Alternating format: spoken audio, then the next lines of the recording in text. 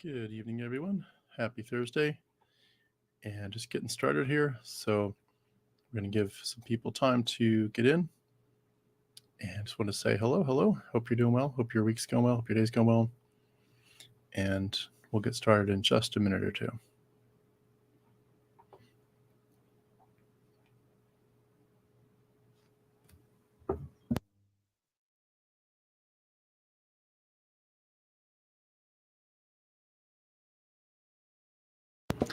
So today we're going to be talking about an interesting topic. It's one that I've heard people mention from time to time in the interviews that I do.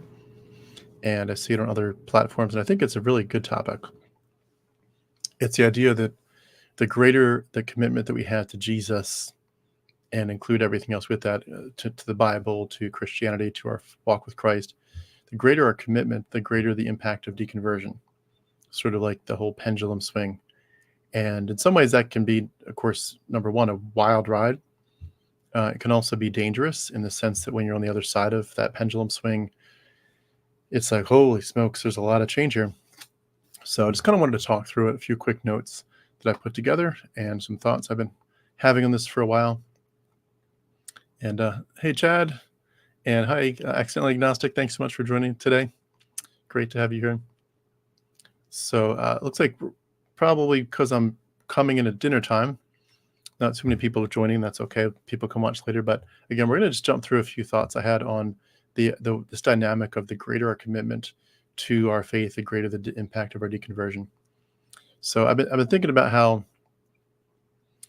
when we deconvert from Christianity, especially those of us who are really feeling like we look back and say we were so committed, it was so real. It really is a profoundly emotional experience, and it cuts deep. It cuts across all these layers of our worldview and our belief system.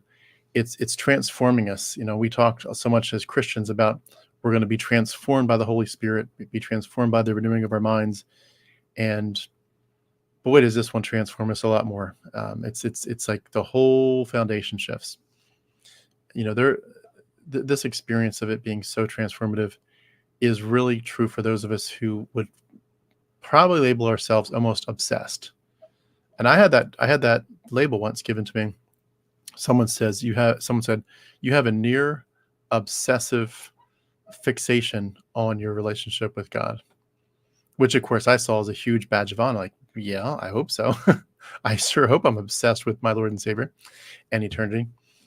But there was this fixation on a relationship with God, with the Bible, on trying to live a sinless life. And for people like me who can agree, yeah, that was me too. We took every thought, every action captive, like the Bible says. We just put this whole filter up. Every decision was put through this filter of faith, and we had this intense desire to serve God, to build His kingdom, to go out and reach the lost, to spread the gospel. We were the kind of people that said, like Isaiah in Isaiah 6, "Here, my Lord, send me." And we couldn't imagine, we didn't understand it, that other people around us were kind of living this casual Christian life. It almost was disturbing to think, why don't you want to give everything for the Lord? And when you take people who you could have labeled obsessed, whether that's you or someone you're thinking of, the impact that has is really like a one-for-one correlation. The deconversion is like this huge swing. And as much as you are so obsessed with the Lord, you certainly become obsessed in a sense, and it could be good or bad, but you become obsessed with the change that occurs. And I can definitely say that there was a side to what I went through that reflected that. When these foundations that we're going through, these foundations of Christianity get rocked like an earthquake. They get questioned at first, they get dismantled, and eventually they get demolished. The effects are profound. And I just want to start by talking about a few of them. I think a lot about people that around me that I didn't think were committed. And then I think about myself and people like me. And, it was our entire existence. And I don't think Christians really who just give these quick labels, oh my gosh, you weren't even a Christian. How can you say you deconverted? A true Christian would never leave. Like, it was everything to me. It was my entire existence. It wasn't as a part. I didn't section it out and say, Now I'm doing the Jesus thing, and now I'm doing the school thing, and now I'm doing the Tim thing. It's like everything was about the Lord of our lives, and everything was for Him. Yeah, our whole life. Why come Lord? Lord says it was my whole life. Exactly. That's a great way to put it. And it's amazing to me when I was looking back at that, how people whose faith wasn't really their everything. It was like it was part of it, but it wasn't everything. I don't know that they can understand the depths of what we went through when we deconverted. It was our comprehensive framework. I've seen that phraseology out there. I thought that was a good way to put it. It's a comprehensive framework for our understanding the world. It was our worldview. It was our purpose, our identity. We were hyper-focused on our faith, on being a servant of Christ, doulos, a follower, a disciple. These things were shaping our lives, and we meticulously tried to understand them and dissect them. We weren't cold in our dissection of these truths. We weren't reading theology books so we could just pass a test. We were reading theology books as a love letter from God. He was the passionate lover of our souls, as it were, and we loved Him back. We certainly strived to be as sinless as possible, to be pure and useful to God, to serve God in every way, any capacity that we could, to just really show up and say, God, this is all. Everything's a God thing. Everything's a God thing, and it's all about the sake of the gospel. Let's save the lost. If we're going to go into eternity, let's bring as many people as we can with us, and have the biggest party ever when we get there. And when that core identity gets stripped away, the void that it leaves behind is so massive. It's so incredible that it really, you could say it almost triggers an identity crisis. And I think, again, that Matrix illustration of Neo not of saying, why do my eyes hurt? Oh, you've never used them before. It's like, that's what this was about. We never used our eyes before. And for the first time we did, but we realized as well that we thought we had been using our eyes the whole time. And we thought we've been quite accurate. Again, it was the very essence of our existence. It was our lens. Everything was about our commitment to God. We spent countless hours in prayer, studying the Bible, reading Bible study books, reading books like C.S. Lewis. And the intensity that we came at it with, it left no room for doubt in our minds. Like, we weren't like, I'm hoping that this strengthens my faith. We were all in. All the chips were on God. All the chips were on Jesus. And many of us really did seek to align every single part of our lives, like with integrity.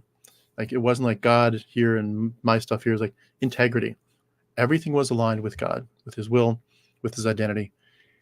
And it was so interwoven into us that to lose that part felt like, when we deconverted, that like we lost ourselves. We lost ourselves, and we didn't know who we were. And it's quite a ride. It's quite a ride when you go through it. Again, thinking about the people with shallow faith, and that's not to slight them, to say you all were foolish for not being committed. In some ways, I would say you were wise for not being overly committed. But people whose faith journeys were comparatively more shallow. They weren't shallow people, but just their experience was more shallow, was less intense. They probably did not experience the same level of identity crisis when they deconverted, because maybe it was a cultural thing, family tradition. It was something they participated in. It was sometimes habit, perhaps. And maybe at some point they were more serious, but somehow life came up, as we say, and they just slowly changed. It became more of a social thing rather than like a deep, profound conviction. And certainly deconversion can be challenging for people like that. But I don't think it's as cataclysmic. It's not going to rock your world in every sense, because their sense of self, like who you are, was not completely wrapped up in that. It was somewhat wrapped up in it, but they had some other pieces that they kept for themselves in a probably very healthy sense. And so for them, the impact is a little bit less about you losing yourself and losing your identity. It's more about just navigating some changes. Still big changes in worldview, but not the same. I was thinking about people that I knew and myself who had spent, many years, decades even, in ministry, teaching Bible studies. I was doing a lot of street preaching, preaching in soup kitchens, where I kind of had them captive. They had to listen to the gospel for 30 minutes and then they get their soup and their bread. People were helping other people, counseling other people, praying fervently together with the believers in the church, with their spouses, with family. And it was like this big conviction. We are fulfilling God's plan, his divine everything on this earth and for our lives. And we avoided sinful things, worldly pleasures. I went to some colleges where you didn't, what's the phrase? You don't dance, you don't chew, and you don't go with girls that do. You stay away from the worldly stuff. Some of the rules included, don't go to movie theaters, at least at that time. Don't play with cards, don't dance, don't touch a girl, of course. All these things to make sure we were staying away from worldly pleasures. And we rigorously adhered to them. It wasn't just a strict moral code. It was like, we were doing these things to honor our God. And we get it. We were willing to sacrifice things, sacrifice our time and our energy, our personal interests, to be aligned as much as we could with the will of God. And again, when you deconvert, when you're that serious, you suddenly feel like the very core, the very essence of who you are has been lost. And you don't even understand necessarily what happened. You're like, what the hell just happened to me? I feel so empty. I feel so alone. It just feels weird. You feel numb. Your life's purpose, which was, wrapped up in this, and your faith, your dedication, your obsessive dedication to living this life that's pure for God's glory, you now perceive it all as mythology. Like, this wasn't real. And I think a good key word in this is the word devastating. It devastated our hearts. And it was truly a pendulum swing in terms of intellectual issues, emotional issues, identity issues. Our pendulum swung whether we wanted it to or not. But I think we could argue for a lot of us that when you look at the comparative experience of people who were super serious versus people who were kind of like, it was a little bit less or more cultural, they didn't necessarily feel the need to swing so far. They were already kind of, fair to middling, as we used to say. They were somewhere in the middle, and we were at the way far extreme. And I'm going to go into some of the ways that this can be good and bad in a little bit, but it's just starting by saying that's what happens. The pendulum swings hard.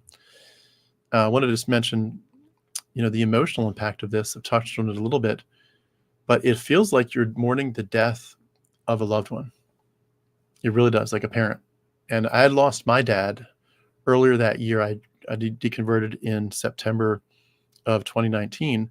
My dad had passed in January of that year. And we weren't super close. There were some real issues. There was some normal grief, human grief, but it wasn't like I'd lost a great friend. And he'd been kind of going downhill for several years, so I'd kind of done my grieving. But if you had the greatest relationship with your dad, say, with a parent, and it was just as close as can be, you were just like, oh my gosh, we're a true family. Just all the good, the best parts of being a family. And then that father suddenly dies, or that mother suddenly passes. And I know these are hard things to talk about because some of you are going through that issue in real life, and I don't mean to make light of it. But imagine it's sudden, like a car accident or something where it's just, wow, that escalated quickly, and now they're gone. That's what it felt like. Like you were entering into a funeral for God, but also at the same time, in a weird concurrent way, with your old self. Not in the old self way that the Bible talks about, your old self and new self, but your old religious self, your old Christian self. It left you feeling disoriented. Like, where am I? What is this? You were, in a sense, untethered. You were used to this cord that kept you, were tied to God in the Bible. And all of a sudden your cord is loose. You're like a boat in a storm. And it used to be connected to the dock, and now it's not. And you could end up anywhere. You were used to a familiarity. Like, this world is familiar. I know what to do. I know where to get the answers. I know what my purpose is. And all of a sudden, that was pulled out from under you. And the world became very cold to you. It became very dark, perhaps, for a while. It became very, very alien. Your clearly defined purpose sort of vanishes. The comfort zone that creates vanishes.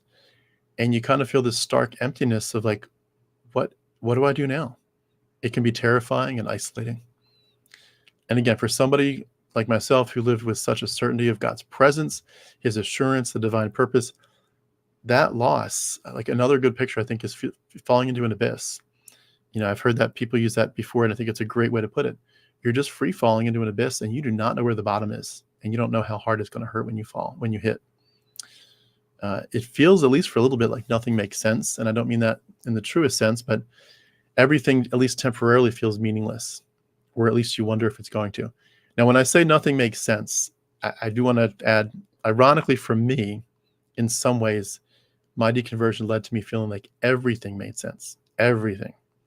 So it's kind of weird. Nothing makes sense, and yet everything makes sense at the same time. And what I mean by everything making sense is not that I suddenly felt smart and clever. It was the idea that all these years I've been trying to make the round peg fit in the square hole of, does this make sense of reality? Does the theology, the worldview of Christianity make sense with what I've got in reality? And I could not make those pieces fit ever. And I did not know why. And I chalked it up to someday God will explain it in heaven. But the reality was I couldn't make it fit because it wouldn't fit. And so to suddenly say, oh, that's why it doesn't work, because it's not ever going to work. That helped me. It made sense. But at the same time, you're realizing nothing else makes sense. Like, where am I? You're very disoriented. You feel very blind at first, like you're using your eyes for the first time. And, as someone that had what you might call a more superficial connection to their faith, and again, not to slight that, but that transition might not involve so much discomfort and uncertainty, where you're just, that's a profound sense of loss. It's not necessarily as deep. People certainly can feel disoriented and confused, but not to the extent that it just completely changes everything and just disrupts your entire identity.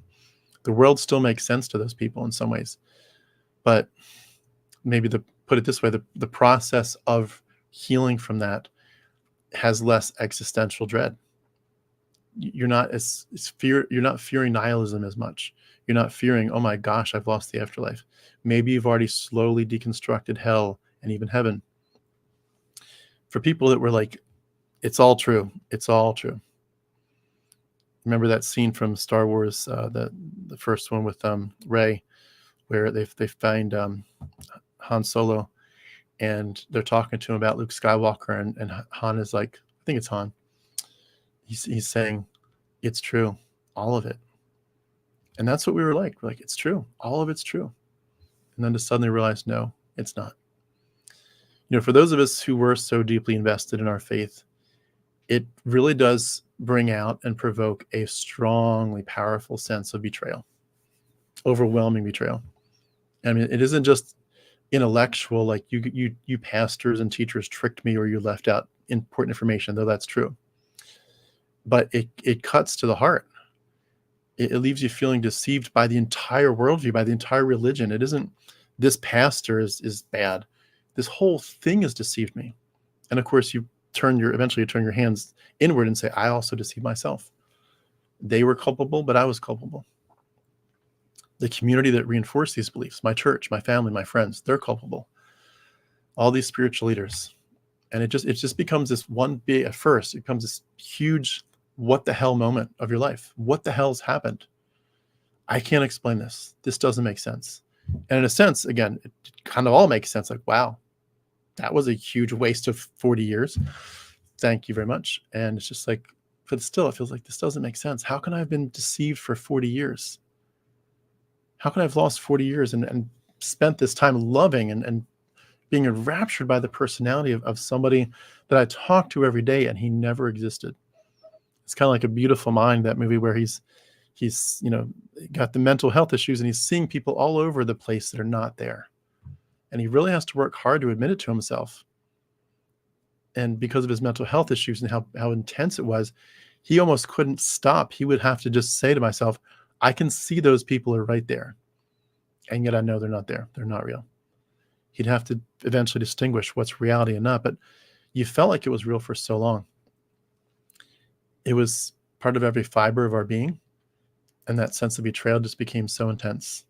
And these years that we spent in love and adoration and devotion, the sacrifices we made, and this relentless pursuit of being sinless and being useful to the kingdom, it was all in vain.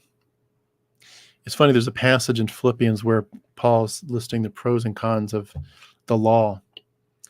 And he talks about things like, I was a Pharisee, I was a Jew, tribe of Benjamin, I think he said, and this and that and the other. He lists all these things. These are all the pros. And he says they were cons. They should move over to the negative column, not because they're inherently negative, but because they kept me in a works mentality, and I needed to approach God through his grace alone, not through my good works, but by what he had done for me by giving me his righteousness. And you look at that passage and you see that the pros become cons in the right atmosphere, in the right understanding. And you realize that that's what you had been doing. All these pros.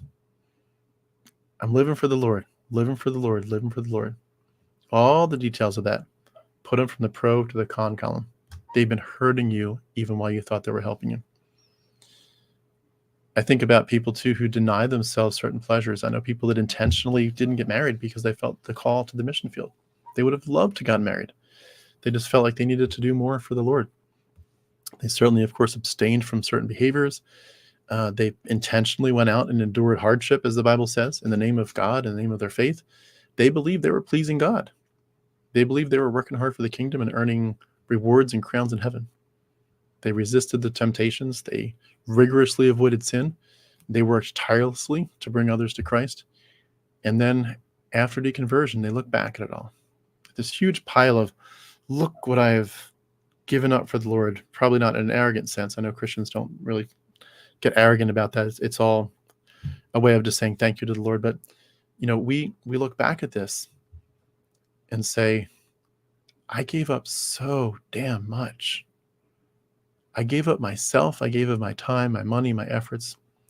I gave up everything for something that wasn't true. And it can ignite a huge anger in you, a deep-seated anger. It's like a fiery response of saying, I have been deceived. I have self-deceived, but I've been deceived, and I have wasted precious time, these precious years of my life, for a nothing. And I can't get those years back. And you're not just, reacting to it cognitively. It's very visceral. It's like a blazing fire. And I know, we don't really use, oh my God, as if God is real. Like, oh my God, what have I done to myself? Oh my freaking God, what have I done to my life? And it hurts so bad. It blazes inside you. It consumes you a little bit. You're angry at the world. You're angry at the system. You're angry at yourself for not asking the questions earlier. And it drives you.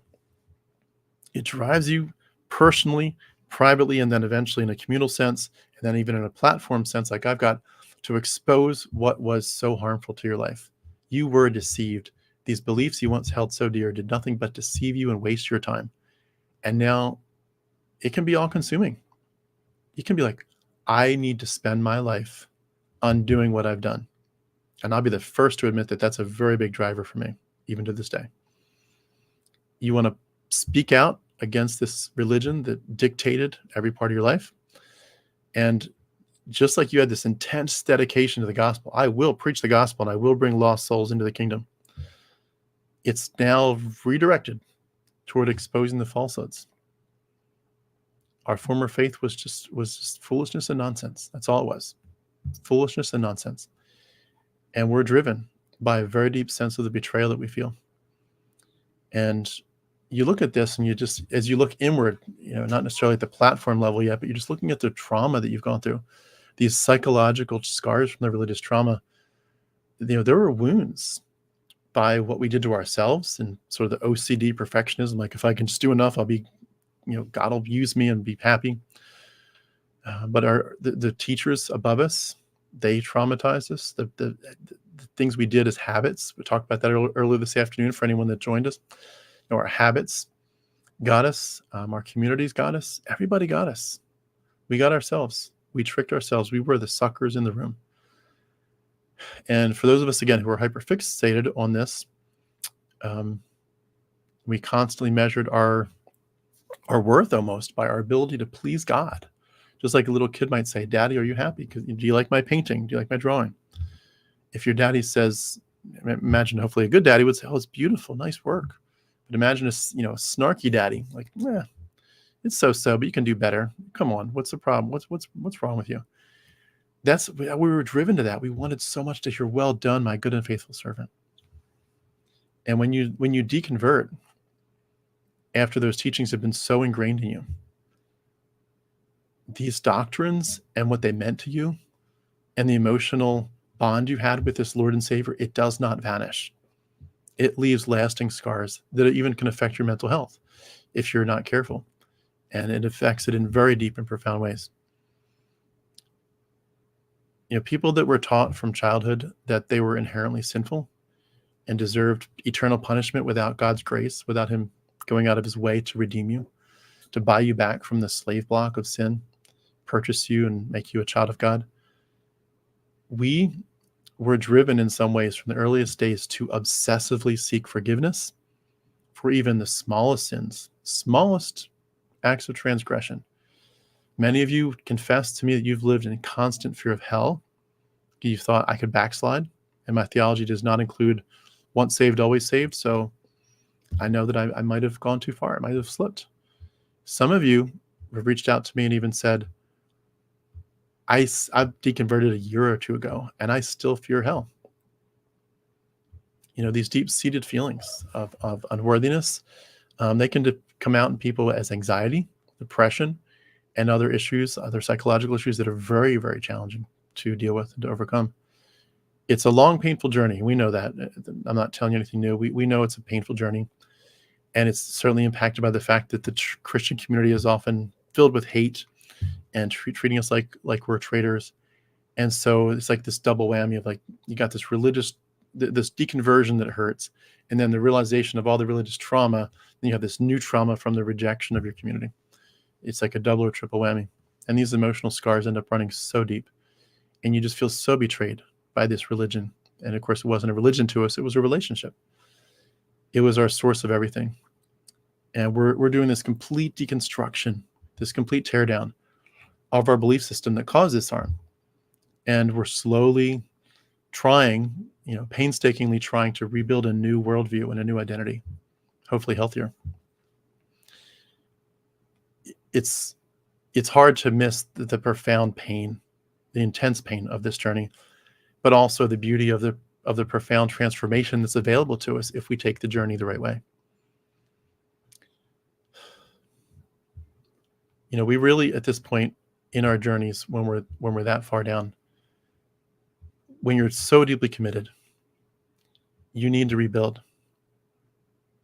And you need to rebuild, hopefully, in a healthier way than you've ever done before. All the classes you took in Bible college, all the sermons you heard about how to be healthy, you have to pursue healthiness and rebuilding your life at a level you've never dreamt of. You're doing hard work on levels for your own psychology, of the theology you were in, the worldview, trying to navigate hard relationships at that point. You need to rebuild. And we often have this drive, an almost burning drive, to say, what went wrong? Give me a post-mortem. What happened here? Why was I in love with my captor? Why couldn't I see these issues? Why did I believe so fervently? Why did I not question it at some point and say, this has to be my faith? It can't be my parents. I can't inherit this. And of course, how do you start over? How do you reconstruct? How do you build a new foundation? A lot of us do intense study, of course. That was a big part of my journey, as many of you know. We explore other philosophies. We certainly explore history, ancient history, church history. But we sort of get sparked from this relentless quest for truth and meaning outside of what we used to know.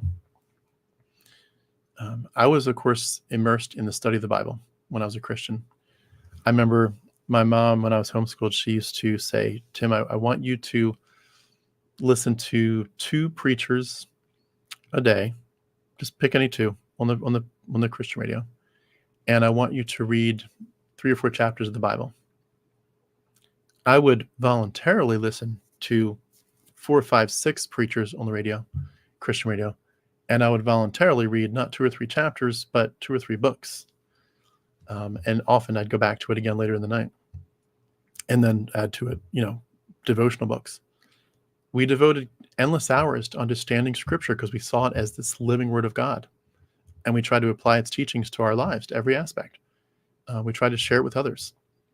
Some people at that juncture, when they deconvert, they're like, well, this is what I've been doing, so maybe I need to continue it just in a different way. I'm going to go to other religious texts. I'm going to turn to philosophy or science, history, and we're trying to just piece together again what in the world happened And what didn't I know about world history, about church history? There's a lot of gaps. You suddenly like, oh, I couldn't see those before. Now I see them. Let's fill them in. And that drive to understand what happened and understand the missing pieces, again, becomes all consuming. It's this pendulum. I was all consuming in my love for the Lord and for the Bible. And now I need to all consumingly address the gaps that I had and figure out what didn't I know. And you, of course, you second guess yourself to death. Maybe if I had known that, I would have escaped earlier. And it's part of that, is trying to understand the past, but also trying to figure out what's my future, what's my new direction. That journey is both, in my opinion, exhilarating and exhausting. It is so nice. It's like you're breathing air for the first time.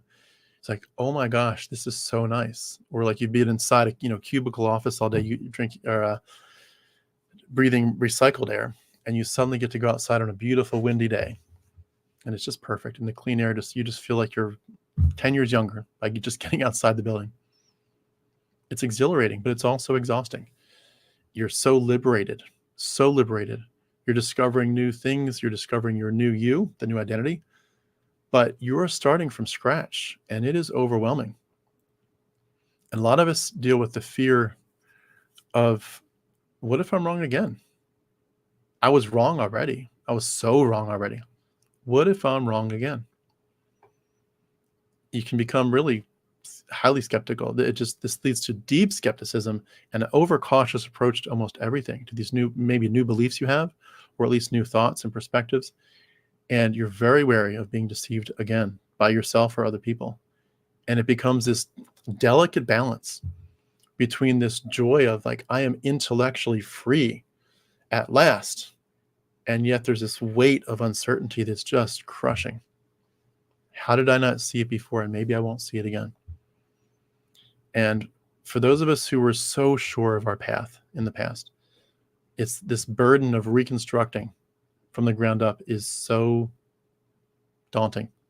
It's so overwhelming, especially if you're alone. Now, if you have community, that makes a big difference. But you can feel so alone in this. And of course, you're losing your community. And speaking of community, you are losing your community at that point. You're losing your social support. For many Christians, the church is more than just where you go to worship. This is your family. This is your tight-knit community. This is your social support. This is where you belong. This is your purpose, and you're the people with whom you have a shared purpose. And so those of us who were deeply involved, and our closest friends were, of course, people that pushed us to God. We wanted that. We wanted people to say, I want to surround myself with people that love God and push me toward him. And when we were obsessed with our faith and our social life revolved around that, then your deconversion leads you to be incredibly isolated. And of course, we all know that some of those relationships, even family relationships, even marriages, they change, they get under incredible strain, and some of them break entirely and sometimes irreparably. A lot of times, of course, the people in the church are going to ostracize people like us, treat us very differently. We were once, family for real, blood family, or we were church family. They offered us at one point in our lives unconditional support. And they now view us with suspicion and pity and hostility. And maybe we do too. Maybe we view them with suspicion, pity, and hostility. It's a hard journey. I think a lot too, the idea of it being out in the wilderness. There's a movie that I loved. I've seen it many times over the years, and even though it's very dated now, it's called The Wilderness Family. Very much a family-friendly movie. A little bit scary for little kids just because of some scary bears and things that come in. But for older kids, it's a great movie. Loved The Wilderness Family, parts 1 and 2. But they were out in Alaska in the middle of nowhere. This mom and dad and 2 kids in the middle of nowhere in the wilderness. They've got to build and find a way to fend for themselves and get food. They're out in the middle of nowhere. And in many ways, that's what's happening here. You are being cast out, and you're casting yourself in a sense, but the situation is casting you out into the wilderness. You are alone, you are vulnerable, you have no safety net, and the pain of the loss of your friends, your support system, it just compounds it. It's just like, oh my gosh, it's one thing after another. When does this end? You have compounded everything by your deconversion. You feel so abandoned. And Again, it's very devastating. And it's a stark reminder to me that deconversion should not be a private journey. If you can, you need, I mean, it has so many social consequences. And I know we're in a better spot here in the United States, for those of you in the US, than, countries where if you were to deconvert, you're going to get your head chopped off. Yeah, we're doing better than those countries, but still, it has significant social consequences. And you're navigating this wilderness in isolation. You're searching, of course, eventually for new connections when you figure out, what's up and what's down. You're certainly as well reshaping your moral framework. And that's a big piece of this. Your ethics come into this. Christianity seemed, and I say that in quotes, it seemed to provide us with a moral compass, right? Very clear, very well defined. This is right, this is wrong, this is sin, this is virtue, this is how you should live. Of course, when we deconvert, we realize the Bible's not so good as a moral framework, but we thought it was at the time. And we deeply internalized that framework as this is, you be honest, you live for the Lord, so forth. And you feel a little bit of moral ambiguity that can be kind of disorienting, You're reconstructing your ethical beliefs for the first time in your life. And that can be really weird, especially when you have Christians coming at you, attacking you and saying, how in the world do you have a moral compass if you don't have any sense of morality that's outside of you? Your morality is now purely subjective. How can there be anything for you that's left except pure subjectivity? And when you used to believe in the absolute moral authority of the Bible, and you knew that it directs you, this is right, this is wrong, black and white. And of course, that's a lot of this is, very black and white thinking. It helped us make moral decisions. It helped us navigate dilemmas. And all of a sudden, there's ambiguity all over the place. There's gray area. And it can be very unsettling. This process, again, I said it at the beginning, but it's liberating, but it's terrifying. It offers you the freedom to think critically, to form your new beliefs, your new identity, your new convictions based on different things like reason, empathy, experience. You can come at this from so many new angles that you couldn't even dream of before. But it can also lead you to a sense that you're really confused and then you're uncertain, especially if your previous framework was really hyper rigid. And that a lot of us came from that. It was hyper rigid. I did not come from the most rigid groups I've come across when I'm saying that I'm thinking of ultra independent fundamental Baptists. I've met some IFBers that are hyper. I mean, they obsess with everything. I was close to that, but not quite in it, thankfully. But if your framework was either all-encompassing and very, very tight and rigid or close to it, then when you're suddenly navigating these new questions, the complexities, as it were, of your new ethical decision-making process, you can't have clear-cut answers anymore, can you? It's not the same. We were obsessed with it, with our moral code, and now we're redefining everything. And this is absolutely uncharted territory, at least for the first few weeks and months. All the familiar signposts are gone. They've disappeared. And so you're left with these struggles, with existential questions. Again, meaning. What is life's meaning?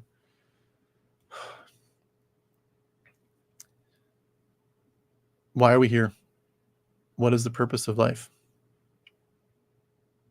How should I live my daily life?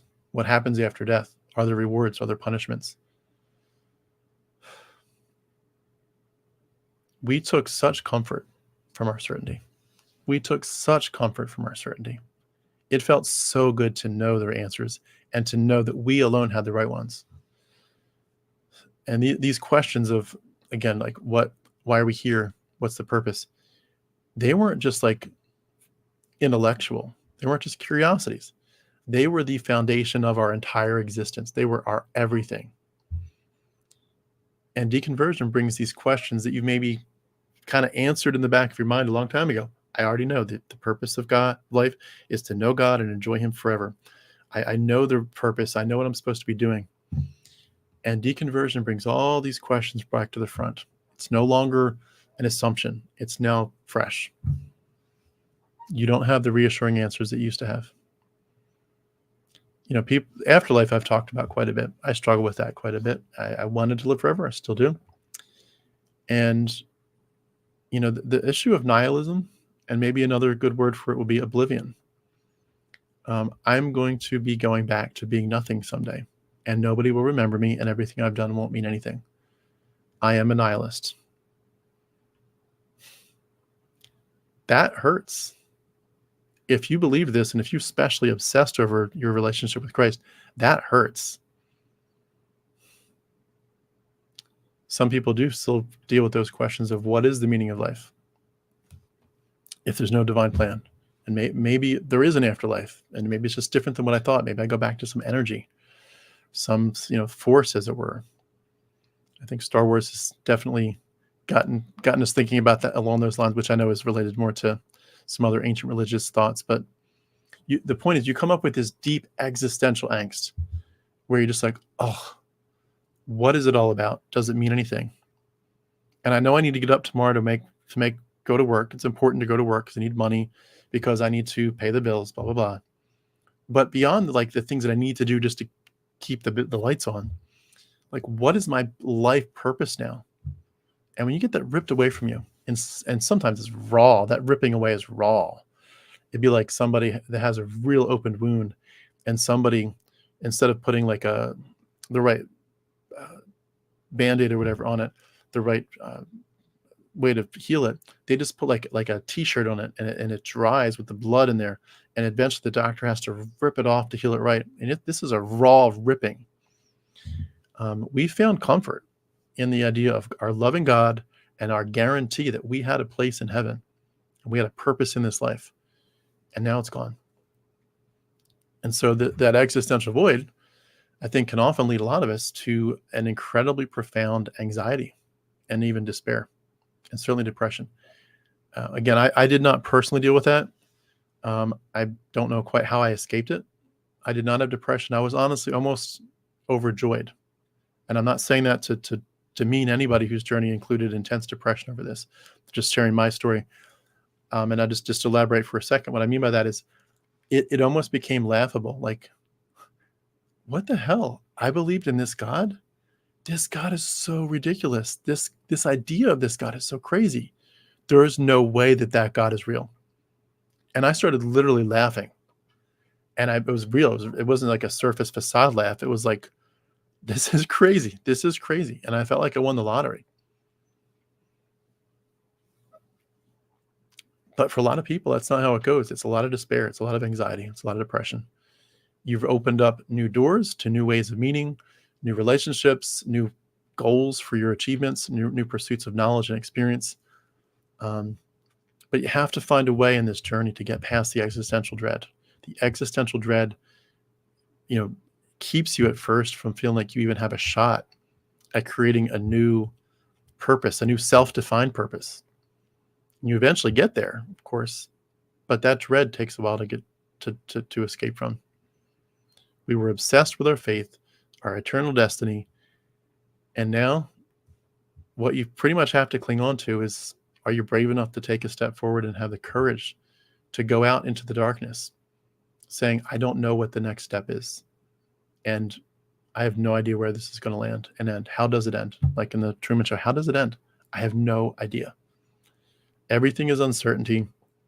The comforting answers I once relied on are gone. And you're in a process of redefining what it means to live a meaningful life according to you. And that's going to look different from person to person. And you're now living in a world where the old answers do not apply anymore. And of course, a lot of us are navigating new family dynamics where you're in a devout Christian family that was like, we live for the Lord. All of us live for the Lord. And deconversion causes overwhelming tension, as so many of us have testified to. The conflict within our relationships and family is overwhelming. And the people that remain committed to Christianity, to Christ, our parents, our siblings, if we have them, our extended family members, they struggle to understand, like, what are you doing? They don't want to accept your deconversion. Similar, it reminds me a lot of someone that says, I'm sorry, but I know you thought I was heterosexual, but I'm not. Those people, when they come out, are often under intense pressure and derision. Explain yourself, and what do you mean? And they're just like, they're lost. And deconversion is a different matter in many ways, but there's some clear parallels. Coming out as a deconverted Christian, former Christian, is going to lead to incredibly strained relationships and estrangement in a lot of cases. They just can't understand. How can you do this? How can you say the Bible is not true? And that that disappointment and that disapproval, whether they say it or just imply it, is so painful. So painful. And especially if you're in more like the cultish ones like JWs, where they literally just say, we literally can't talk to you. We're done. A lot of people, of course, face not just that generic disappointment, but also anger from their parents, from their siblings, grief. They might be accused of betraying the family, betraying your upbringing, betraying the family dynamics. We're committed. Like, that's what we live for the Lord. You can't not live for the Lord. It's not an option. And of course, this is a personal attack on them, because it's, even if you don't mean it that way, because you're saying, I don't think that I was living for something that's real. I think it was all make-believe. And whether you say it to them or not, you're saying the same thing to them. I think you all are still living for something that's make-believe. I think you're under incredible self-deception, just like I was. And you're implying I'm now healthier than I've ever been, so therefore you are still stuck in incredible toxicity. And for people like us who are deeply invested in living according to our family's religious convictions and expectations, even if it was real, we weren't living it just because of them, but we were living it still. This shift is like a deep personal failure. It's huge. You're disappointing your loved ones. You feel rejected by them. And that is one of the most challenging aspects of this. And you can't, even though you feel proud of yourself, like, look at this journey I'm taking. Wow. It can still lead to feelings of guilt and shame. Like, I let people down and I'm so sad about what I've lost. Excuse me.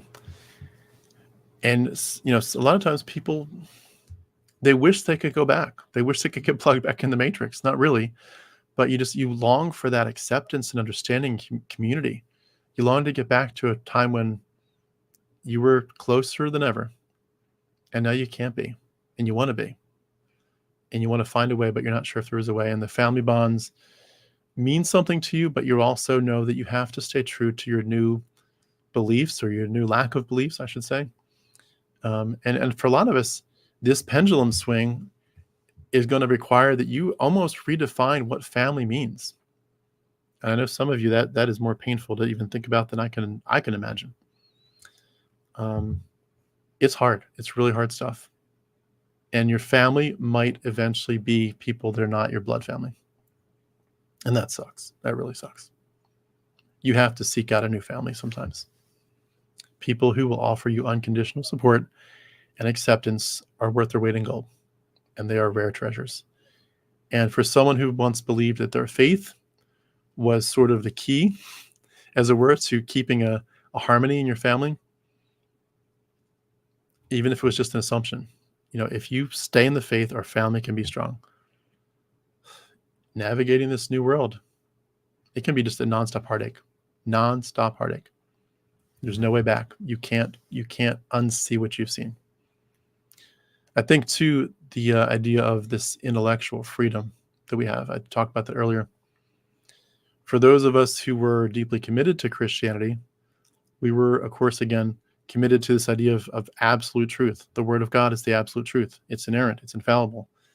Even people that didn't use those words, they'd still say the Bible is from God. It's divinely inspired. And it's our key. It's our source for direction and wisdom in life. And all of a sudden, when you deconvert, you have this whole world open up of intellectual freedom that you've never had before. For some of us, it's as simple as just exploring evolution. For a lot of people, it goes much deeper than that. But you're free to explore different philosophies, science, different worldviews, and that freedom, again, can be so exhilarating. But it's still a burden of choice of like, do I have to choose something? A lot of us feel like that. Like if you have to replace Christianity with something. And for a lot of us, it's healthy to realize, no, I don't know the answers, and I don't have to come up with one. The answer isn't Jesus and Yahweh. Okay, so what is the answer? I don't know. And I'm okay with that. I'm okay with the vagueness. I'm okay with the mystery. I may come up with better answers in time, but I don't have to answer that question. I don't know. But you do feel that responsibility at times to construct a new system amidst a vast array of possibilities. And it can be overwhelming. Some people dive, of course, into secular philosophies, other religious traditions. But it's so complicated. There's a lot of navigation. It's a joy, of course. Again, it's a stress. You're learning so many good things. I think for me, like the YouTube channel Myth Vision was a big piece of it. I know a lot of people that watch my channel were watching Myth Vision for a couple of years before I even came on the scene. But Derek's doing such great work, and some other similar channels. We're learning so much.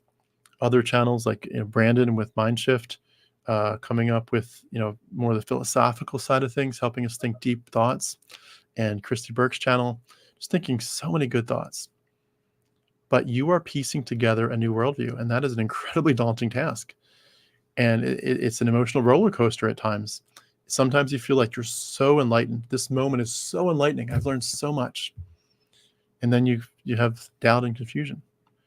And sometimes it's a lot of self-doubt. And I don't think that's always a bad thing, but sometimes it can be overwhelming. If you were obsessed with your strict religious doctrine, then the responsibility of now choosing, if you feel like you need to, among various worldviews and belief systems, can just knock you off your feet. It's a thrill, the thrill of discovery, but the weight of uncertainty will kill you. And there's no safety net. There's no safety net. I think a lot too, I've talked about, family, the way this affects the pendulum swing of your family. You might lose your family, or at least their respect. I think in a similar sense, society is going to do it. And this is maybe a smaller issue these days. I think it is. But there are still some societal norms and expectations and traditions, at least in certain parts of the country for sure, where this can really be challenging. And if you were plugged into all kinds of things, and now there's sort of a cultural dissonance going on, that can be jarring too. Holidays, Christian holidays are a big deal. Christmas, Easter, all of a sudden you don't even care. I mean, you kind of care, but you don't care. You certainly feel like if you do celebrate them and you do plug in some way, that you're still doing it from the outside. You're on the outside looking in. You've been alienated. You've been marginalized from that, intentionally perhaps, but you have been. And you struggle to participate in these cultural events, these holidays, Christmas, Easter, and all the others. They're tied to religious practices. And you listen to Christmas carols, for example. Like, I kind of miss that. I kind of like the tune. But those words are so toxic. And of course, there's a lot of discrimination you might face if you're too vocal about it. So the cultural dissonance can certainly lead you again to being alienated and frustrated. You're an outsider. You have this tension. You're trying to respect cultural traditions while also saying this is not good for our planet. Secularism needs its day. Secularism really needs to move forward in our world. And it's not moving fast enough, and that hurts. And so you're trying to find this balance. It's an emotional journey of balance. How do I balance my desire to belong with my need to be authentic? I want to belong to my community. I want to belong to my family, but I need to be authentic. And that challenge of navigating these expectations can be so disorienting. Again, the pendulum has swung, and it used to mean the world to you to be plugged into these things, and now it means nothing. And that hurts. You're searching for a new cultural identity. You're searching for like-minded communities, and you just want to belong. You want to be accepted, but you don't want to compromise what you believe, or what, at least your stances against certain beliefs. Just to wrap up my part in this, and I'm going to read some comments if there's any. I think there's quite a few that came in here. The depth of your commitment to Jesus and the Bible before deconversion, I think, really does have a direct impact on the intensity of your experience in deconversion, because it's not just shifting your belief, it's shifting your identity, your relationships, your morality, your purpose, your everything. Every facet of this transformation is like an emotional weight. And a lot of times they're just going to pile up one on top of the other. You've lost your community and you're grieving that. You're exhilarated by the intellectual freedom you've had. You have this existential fear. You have this anger of betrayal, or at least perceived betrayal. It is so deeply personal, and it's so painful. You have so much potential for profound growth, So much healing, this new authentic self that you just want to celebrate and scream, I'm alive. I'm me for the first time in my life. I'm me. I'm alive. You almost want to, used to saying thank God, I'd be like, thank God I'm an atheist. Like, who was that? I know his name, but you know what I'm talking about. Ricky Gervais. Thank God I'm an atheist. I'm so glad I'm done with that world. I'm so glad. And yet the minute that you smile and rejoice and start dancing, I'm alive, I'm free. You're like, oh, but I've lost so much. I've lost so much. The more you are committed, the more significant the impact. This is a journey that's filled with challenges and opportunities as you try to navigate to a more authentic self and to hopefully more truth and fewer lies, as Matt Dillahunty says, more truth and fewer lies than ever before. I'm going to read some comments now, but I just want to say, for those of you who can relate to what I'm talking about, I'm sorry. I know it sucks. I know it's hard. I wish you healing, and I wish you love and beauty in your relationships. Reading a few comments here, and we'll wrap up. Accidentally agnostic. I had no identity. I was diagnosed with an identity crisis and adjustment disorder after I deconverted. Wow. That's profound. It's hard stuff. Miss I, were any of you all baptized in the Holy Spirit? I was not, but I was Father, Son, and Holy Spirit, but I was baptized. Let's see here. A voice so bright says, hey, Tim, thanks for joining. Everyday King, hey, what's up, Tim? Any Miss I, any soul winners in here? Oh, yeah. I was a soul winner and a preacher boy. Preacher boy, Bob Jones. Let's see here. Accidentally agnostic. I kept wanting to believe that I had been baptized in the Holy Spirit, but it always felt like it was always up for debate, always questioning whether it was for real. Yeah. Miss I says, my speaking in tongues didn't last very long, but I did witness to someone the day I got baptized. Yeah, it all, once you get on fire, you got to, all that stuff just feels so right. So right. Accidentally agnostic again. I tried to be a soul winner. My thought was, if I was walking by people who were about to walk off a cliff into eternal torment, how could I not warn them? Yeah, their blood is on your hands. Miss I says, I found it hard to witness because I felt my life was not a good enough example where people would want to have what I had. Yeah, I can definitely relate to that. Why call me Lord, Lord? Says, exactly right. With all the people around me going to hell and being blind, I had to be the voice in the wilderness as loud as my 2A bullhorn would let me. Yeah. Well said. And Anne-Marie says, got a late start. Glad I made it, Tim. Thank you, Anne-Marie, for joining. Appreciate that so much. Lady Hawkslayer, that guy who went to Sentinel Island, for example. Oh, I think I missed earlier part of that. But looks like some conversations going back and forth. Love that you all have some interesting side conversations here. It's really cool. Unfortunately, Anne-Marie says, unfortunately, the religious serves heathens as projects rather than humans. Yeah. That's a big part of the pendulum swing, seeing people as just people, no longer projects. Let's see here. Jobin says, my parents divorced when we were all still Christians. It was practice for losing a metaphorical firm foundation worldview thing. It was kind of nice practice for leaving faith, less intense. Yeah, I could see that. Yeah, a parent's divorce could be like a precursor to a worldview divorce. Yeah, well said, but painful stuff either way. Let's see here.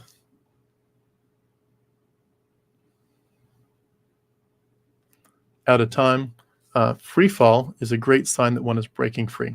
Terrifying as it is, keep going. There is more to know and understand. Well said. Well said. Lady Hawkslayer, my mother told me recently, if I disappear, you'll really be in trouble. She cried and told me, you can still make it. It breaks my heart. So sad. They just can't see. They just can't see. They can't break free. Let's see here. Read a few more here. We'll wrap up here in 3 or 4 minutes. A voice so bright says, I've had people recently reach out to me as me telling me how much this cult religion has messed their lives up. It kills me. Absolutely breaks my heart. Yeah, it really does. It really does. Jobin says the pain can be hard, but the transformation can be cool too. Yeah, very cool. Very cool. Let's see here. Anne-Marie says, unfortunately, my hubs is still a Seventh-day Adventist.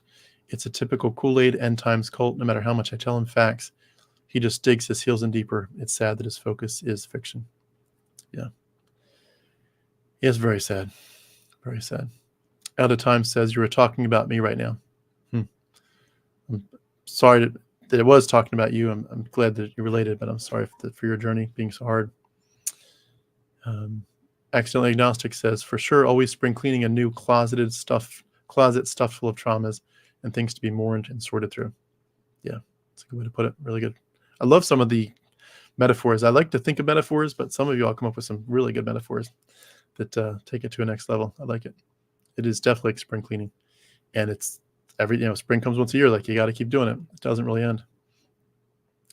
Let's see here. Accidentally Agnostic again. It's weird because the culture was hardcore and all-consuming, but I started realizing their doctrines were not hardcore. So growing up, I pushed myself to new heights of being hardcore. Yes. Yeah. The more we could shine brightly for God was a big, big, big deal. We don't want to be like everybody else. I remember hearing that from John MacArthur when I was a little kid. He said to his congregation, when I first became a pastor, I prayed to God, I don't want to be just another pastor. Don't want to be just another one. I really, really want to be, exponentially, critically changing things for the kingdom. And obviously he sort of got his wish. How sad is that? A voice so bright, this live is like therapy. You're speaking my thoughts, my friend. It's so good to be listening to you work this out. Thank you so much. It's helpful to me too, to think through it. It really is. We are, let's see here, close. I'm going to just read a few more. And again, I apologize. Maybe at some point I may have some more extended ones where I read more or I try to wrap up earlier. But Accidentally Agnostic says, Tim, my questions about morality outside of the Bible were pretty much put to rest when I learned about the concept of consent. Clears up a lot, and I was never taught about it in the faith. Yeah. Great point. Great point. Lady Hawkslayer, I was hurt by so many people I wouldn't know whom to sue first.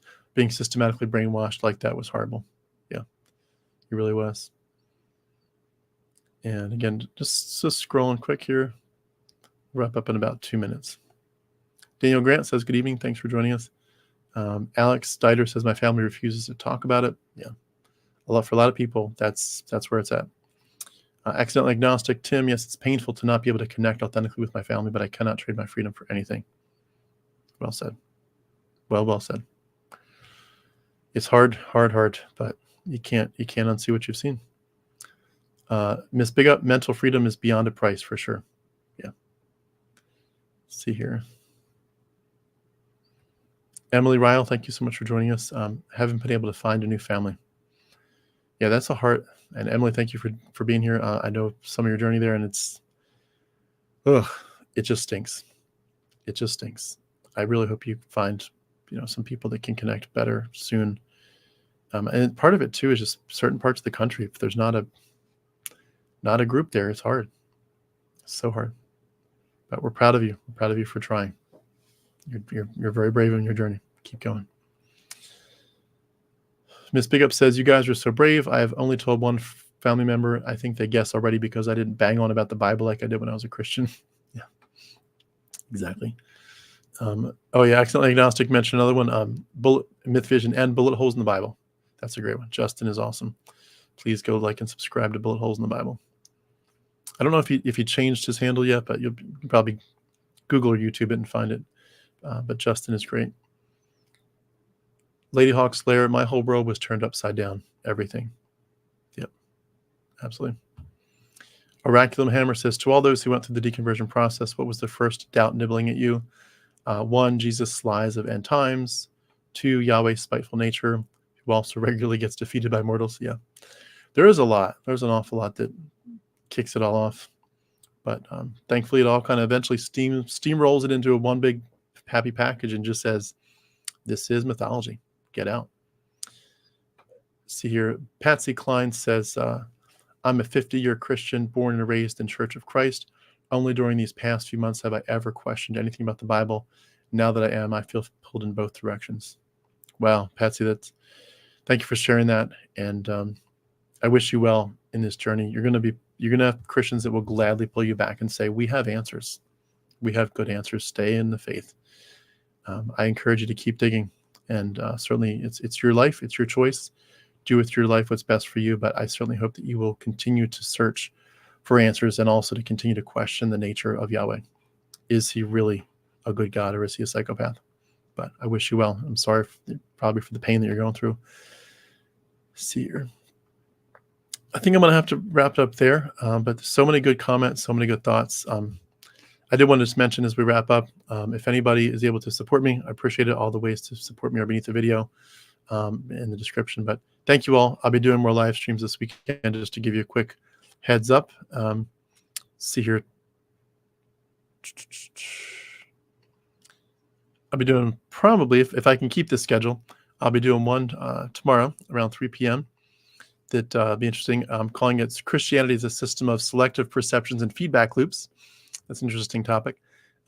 Doing 3 on Saturday if I can. I did 3 last Saturday, trying to do the same thing. On Saturday morning, I'm going to try to do one at 9 a.m. for boundaries with Christian loved ones. 2 p.m. on Saturday, how Christianity objectifies people. And then Saturday night, if I can do this, you might see some of these change, but for now, the goal is Saturday night, again, we'll have an open mic. I also wanted to mention, for anyone still here, next Saturday night, I'm going to do the same thing. Like next Saturday, I'm going to do 3 live streams, but the one on Saturday night, not this Saturday, but next Saturday, the 24th, I'm doing a deconversion poetry slam. So if you have poetry you've written about your deconversion or this process in some way where you think you'd like to do something, put it together, rewrite it, wordsmith it. You're ready to jump on camera and, not this Saturday, but next, come onto the Harmonic or the Deconversion Poetry Slam. Let's hear your amazing wordsmithing abilities. We want to hear it. We want to hear the pain. We want to hear the glory. We want to hear your poetry. So thank you all so much. Keep in touch, and hope you have a great, great night. Thanks again for everybody. Love you all.